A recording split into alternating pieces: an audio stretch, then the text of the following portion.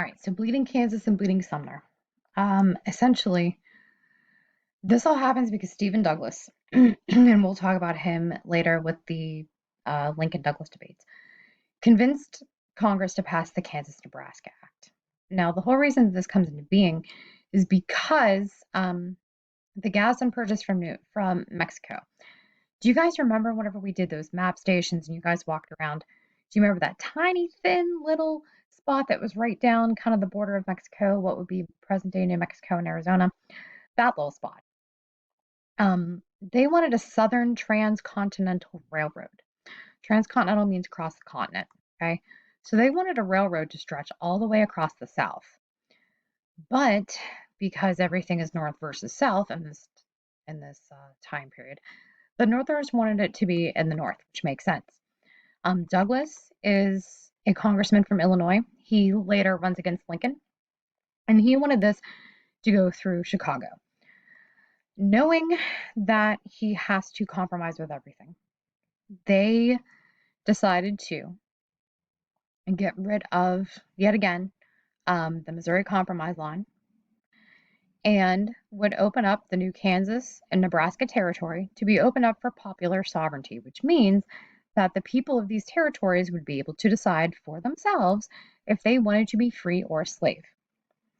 Okay, so the South was incredibly excited about this because it meant that they could theoretically bring slave territories above the 3630 parallel in the West. And this was a big deal. Okay, so the Northern abolitionists, Northerners in general, did not want slavery to spread out West. The South obviously wanted it to. Most Americans really backed popular sovereignty. I mean, what could be more democratic than choosing for your own state, right? Not even having your congressman choose for you, but literally having citizens vote on an issue. The issue was, if you look at number one, if popular sovereignty was widely accepted, what was its fatal defect? Okay, its fatal defect was that it could still spread west. Okay, that was the big defect. Even if you put that it was easy to cheat or something along those lines, I put that as well. So what happened in Kansas was that people from nearby Missouri, which is right on the border, would hop over, pretend to be new residents from Kansas, vote for slavery, and then go back across to Missouri, which they didn't have the kind of voting restrictions or like the registration that we have today. So this was a huge big deal. This ended up having massive protests, a lot of violence. People died over this. The protests got so bad that John Brown, remember him from the Harper's Ferry raid?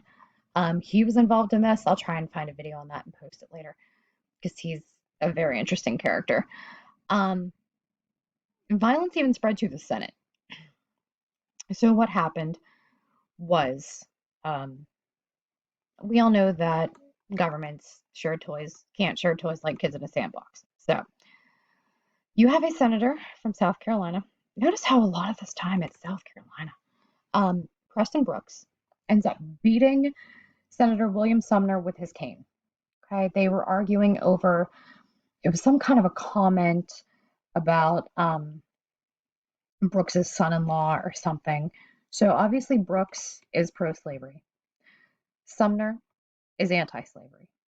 So Sumner and Brooks exchanged words to the point where Brooks beat him with a cane. He was not seen on the Senate floor for a very, very long time. And because people are wonderful, the next day, a whole bunch of Southern senators brought Brooks a new cane to replace the one that he broke, beating William Sumner. Again, all this was in response to heated dialogue or a heated argument over slavery and the abolitionist cause.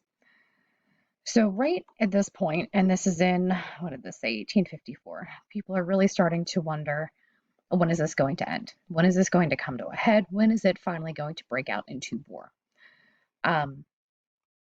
Number two, most of you got correct. What led to the violence in Bleeding Kansas? It was the whole border ruffians cheating the vote. Why do you think Preston Brooks would beat him with a cane? You guys were right. They were arguing over slavery and abolition.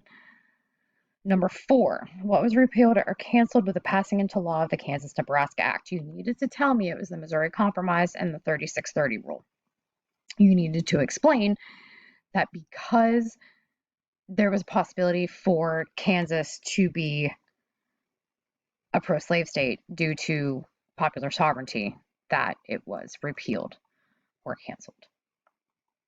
All right, so I'm going to sign off here, and then we have one more video to do. Okay, just one more. All right, so the next up will be Dred Scott and the election of 1860.